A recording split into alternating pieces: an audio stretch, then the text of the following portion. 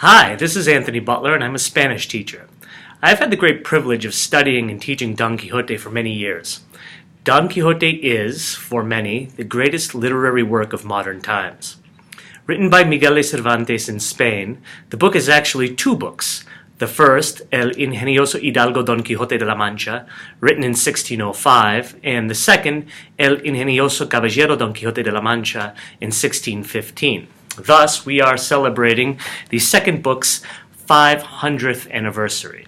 Each book is different, and I don't plan on addressing those differences here, but both of them serve as a global artistic expression.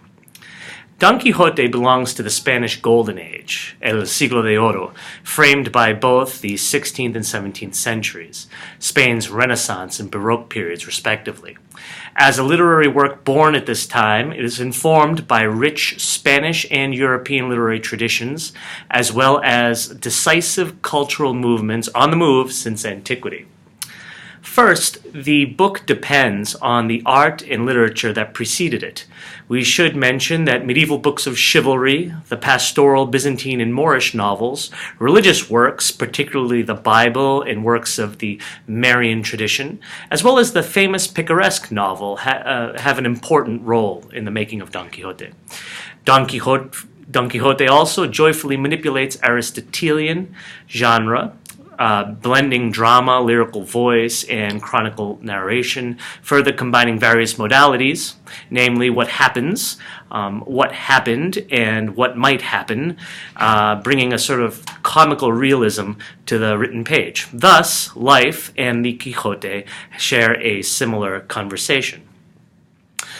Secondly, the book was born in a time of great social change in Spain.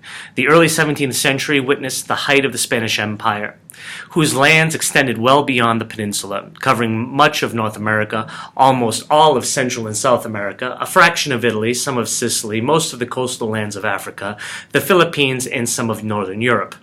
The empire of Philip II, inherited from his father, the Emperor Charles V, became unmanageable for the successive kings, Felipe III, IV, and Charles II. And little by little, through 1898, Spain would lose its empire to independent movements and wars.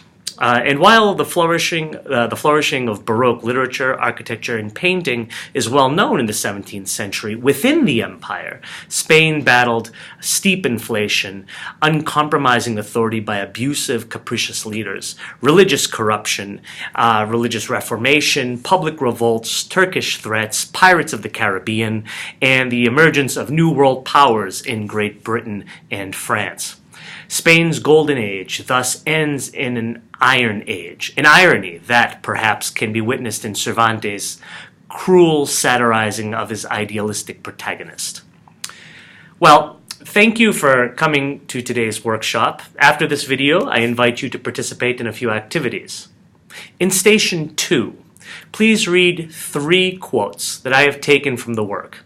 After reading, I'd like you to jot down a reflection or two and post it on the whiteboard. The wisdom that we read in the Quixote belongs not only to Cervantes' insights and sense of humor, but also to the tradition of axioms and adages, particularly from Erasmus of Rotterdam. We do know that Cervantes studied at the University of Alcalá, a school influenced greatly by humanism.